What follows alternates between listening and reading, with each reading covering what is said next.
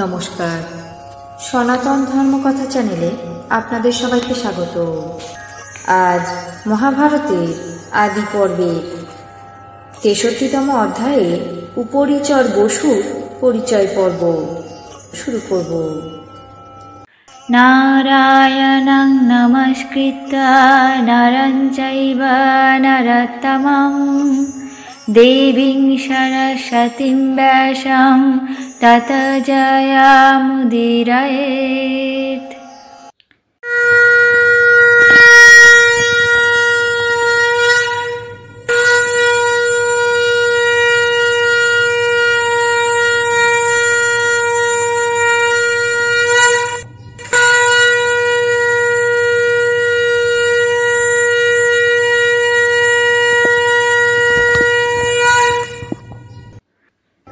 ঋষি বৈশম্পায়ন বললেন, পুরু বংশে উপরিচর নামে এক পরম ধার্মিক রাজা ছিলেন। তার অপর নাম বসু। তিনি সর্বদা মৃগয়ায় আসক্ত থাকতেন। মহারাজ বসু ইন্দ্রের উপদেশ অনুযায়ী রমণীয় চেদি রাজ্য অধিকার করেন। পরে অস্ত্রশস্ত্র পরিত্যাগ করে আশ্রমে প্রবেশ করে অতি কঠোর তপস্যা আরম্ভ করেন। একদিন ইন্দ্রাদি দেবগণ তারই আশ্রমে উপস্থিত হয়ে ভাবলেন, ইনি যেমন তপস্যা করছেন তাতে মনে হচ্ছে ইন্দ্রের ইন্দ্রত্ব গ্রহণ করবেন। এই ভেবে শান্ত বাক্য বলে তার তপস্যা ভঙ্গ করলেন। দেবতারা বললেন, মহারাজ, যাতে পৃথিবীর মধ্যে ধর্ম সংকীর্ণ না হয় তাই তোমার অবশ্য কর্তব্য কর্ম। তুমি ধর্ম প্রতিপালন করছো বলে সকল লোকে স্বধর্মে অবস্থিত আছে। ইন্দ্র বললেন, হে নরনাথ, তুমি অগ্রহিত এবং নিয়মশালী হয়ে সতত ধর্মের অনুষ্ঠান করো, তাহলেই নিত্য এবং পবিত্র লোক দেখতে পাবে। তুমি ভূলোকে থেকেও আমার প্রিয় সখা হবে। তোমাকে এক সদুপদেশ দিচ্ছি, শোনো। এই ভূমণ্ডলের মধ্যে যে প্রদেশ অত্যন্ত রমণীয়, পবিত্র এবং উর্বর ক্ষেত্র বিশিষ্ট এবং পশুপক্ষাদির আবাস এবং বিচিত্র ধনধান্য সম্পন্ন, তুমি সেই দেবমাতৃ অর্থাৎ বৃষ্টি জল ব্যতীত যে দেশে শস্য হয় না সেই প্রদেশে অবস্থান করো। হে চেদিরাজ, চেদি দেশ প্রভূত ধনরত্নাদি বিশিষ্ট, তুমি সেখানে গিয়ে বাস করো। ওই জনপদের অধিবাসীরা ধর্মপরায়ণ এবং সাধু। তারা পরিহাসের ছলেও কখনো মিথ্যা কথা বলে না। পুত্রেরা পিতার মঙ্গলের জন্য তৎপর হয়ে একসঙ্গে বসবাস করে। সেখানে লোকেরা দুর্বল বলদদেরকে ভার বহনে বা কৃষিকার্যে নিয়োগ করে না। সেখানে ব্রাহ্মণ, ক্ষত্রিয়, বৈশ্য এবং শূদ্র, এই চার বর্ণ সবসময় সাবধান হয়ে নিজ নিজ ধর্ম পালন করে থাকে। হে মানবপ্রদ, ত্রিলোকে যে সকল ঘটনা ঘটবে আমার প্রসাদে তোমার কাছে কোনো কিছুই অজানা থাকবে না। মনুষ্যের মধ্যে কেবল তুমি মদত্ত এবং দিব্য স্ফটিক নির্মিত আকাশগামী বিমানে আরোহণ করে বিগ্রহবান অর্থাৎ শরীরধারী দেবতার মতো গগনমার্গে বিচরণ করতে পারবে। আর তোমাকে এই বৈজয়ন্তী নামে অম্লান পদ্মমালা অর্পণ করছি। এই মালা সংগ্রামে তোমাকে রক্ষা করবে এবং এর প্রভাবে তুমি অক্ষত শরীরে রণস্থল থেকে প্রত্যাগত হতে পারবে। এই সুবিখ্যাত ইন্দ্রমালা তোমার একমাত্র অসাধারণ চিহ্ন স্বরূপ হবে। ঋষি বৈশম্পায়ন বললেন, দেবরাজ ইন্দ্র রাজার প্রীতি বিস্তার করার জন্য শিষ্ট প্রতিপালিনী নামে এক বেণু যষ্ঠী প্রদান করলেন। সেই বৎসর অতিবাহিত হলে ভূপতি শচীপতি ইন্দ্রের আরাধনার জন্য সেই বেণু যষ্ঠীকে মাটিতে পুঁতে রাখতেন। পরের দিন সেই বেণু যষ্ঠীকে গন্ধমালা এবং বসনভূষণে বিভূষিত করে তুলে তাতে ইন্দ্রের পূজা করতেন। সেই থেকে অন্যান্য রাজারা সেই নির্দিষ্ট পদ্ধতি অবলম্বন করে দেবরাজ ইন্দ্রের উপাসনা করে থাকেন।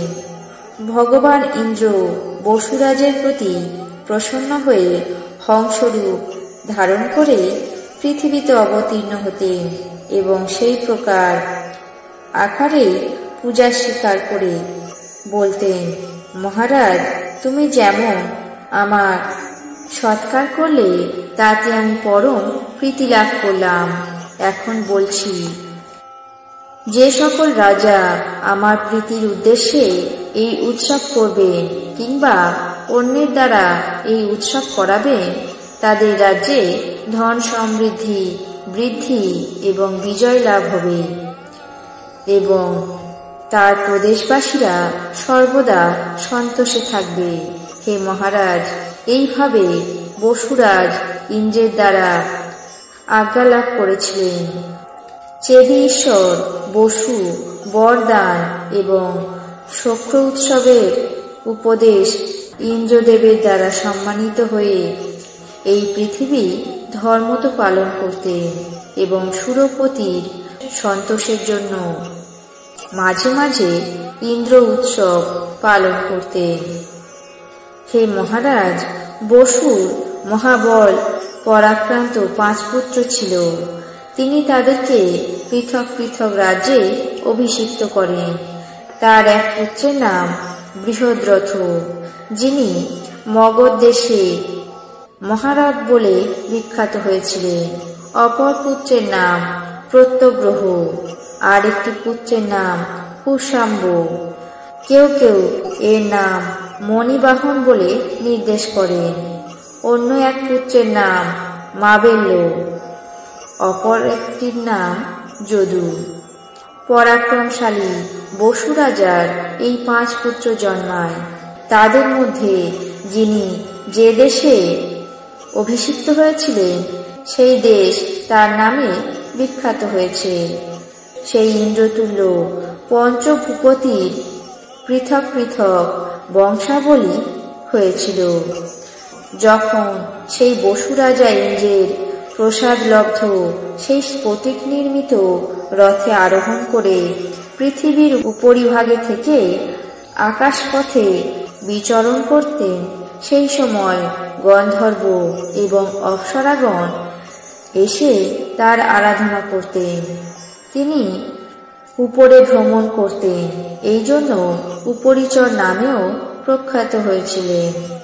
তার রাজধানীর কাছে শুক্তিমতী নামে এক নদী ছিল।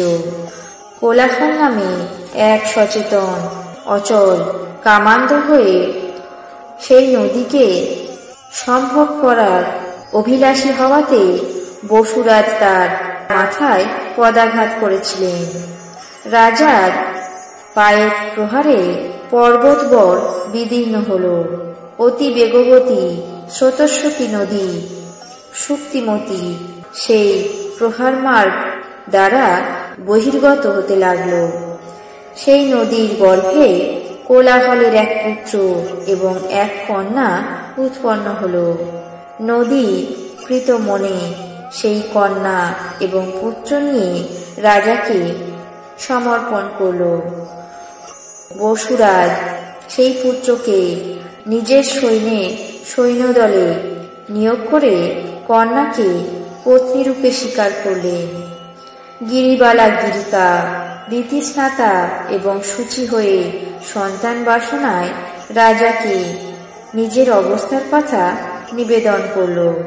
দৈবযোগে সেই দিন রাজার পিতৃলোকেরা প্রসন্ন হয়ে তাকে মৃগয়া করতে আদেশ দিলেন। রাজা তাদের আজ্ঞা পাওয়া মাত্রই মৃগয়ার জন্য নির্গত হলেন। কিন্তু অলোক সামান্য রূপ লাবণ্যবতী সাক্ষাৎ লক্ষ্মীস্বরূপা গিরিকা তার স্মৃতিপথে সতত জাগরূক ছিল।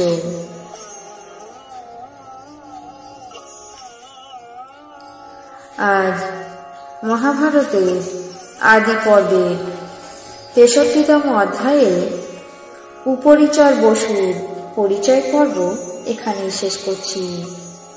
বাকি অংশ আগামী পর্বে পাঠ করে শোনাবো। আপনাদের কেমন লাগলো তা অবশ্যই কমেন্ট বক্সে জানাবেন। চ্যানেলটিকে সাবস্ক্রাইব করবেন, লাইক করবেন, শেয়ার করবেন। ধন্যবাদ।